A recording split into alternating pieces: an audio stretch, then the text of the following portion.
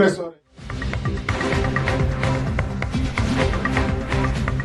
ಗೃಹ ಸಚಿವ ಪರಮೇಶ್ವರ್ ಪ್ರತಿಕ್ರಿಯೆ ಕೊಟ್ಟಿದ್ದಾರೆ. ಕಾಂಗ್ರೆಸ್ಸಿನ ಪಕ್ಷ ಮಹಿಳಾ ಮೀಸಲಾತಿಗೆ ವಿರೋಧಿಸಲ್ಲ.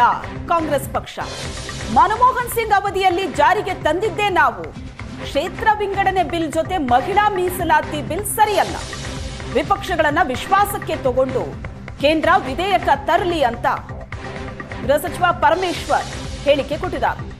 ಸಂಸತ್ನಲ್ಲಿ ಮಹಿಳಾ ಮೀಸಲಾತಿ ವಿಧೇಯಕಕ್ಕೆ ಸೋಲಾಗಿದ್ದರ ಬಗ್ಗೆ ಪ್ರತಿಕ್ರಿಯೆ ಕೊಟ್ಟಿದ್ದಾರೆ ಗೃಹ ಸಚಿವರು. ಸ್ಪಷ್ಟಪಡಿಸ್ತೇನೆ, ಕಾಂಗ್ರೆಸ್ಸು ಮತ್ತೆ ನಮ್ಮ ಪಕ್ಷ ಮಹಿಳಾ ಮೀಸಲಾತಿಗೆ ವಿರೋಧ ಇಲ್ಲ.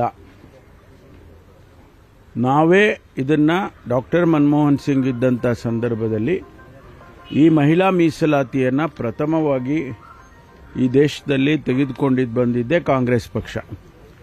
ಆದ್ದರಿಂದ ನಾವು ವಿರೋಧ ಮಾಡುವ ಪ್ರಶ್ನೆ ಇಲ್ಲ.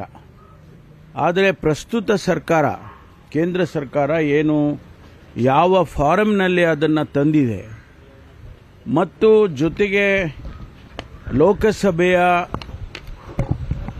ಏನು ಸ್ಥಳಗಳಿದೆ, ಸೀಟ್ಗಳಿದೆ, ಸಂಖ್ಯೆ ಇದೆ, ಅದನ್ನು ಹೆಚ್ಚು ಮಾಡುವಂಥ ತೀರ್ಮಾನವನ್ನು ಕೂಡ ಈ ಒಂದು ಮಸೂದೆಯಲ್ಲೇ ಅಳವಡಿಸ್ಕೊಂಡು ತಂದಿದ್ದಾರೆ. 543 ಸೀಟ್ಗಳಿರುವ ಲೋಕಸಭೆ ಸೀಟು 850 ಮಾಡತಕ್ಕಂಥ ರೀತಿಯಲ್ಲಿ ಇದನ್ನು ತಂದಿದ್ದಾರೆ.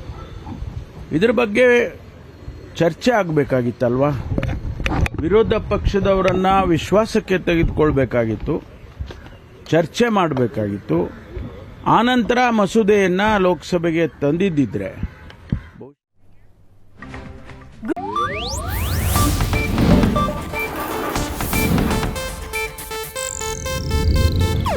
ಇದು ಏಷ್ಯಾನೆಟ್ ನ್ಯೂಸ್ ನೆಟ್ವರ್ಕ್ ಪ್ರಸ್ತುತಿ.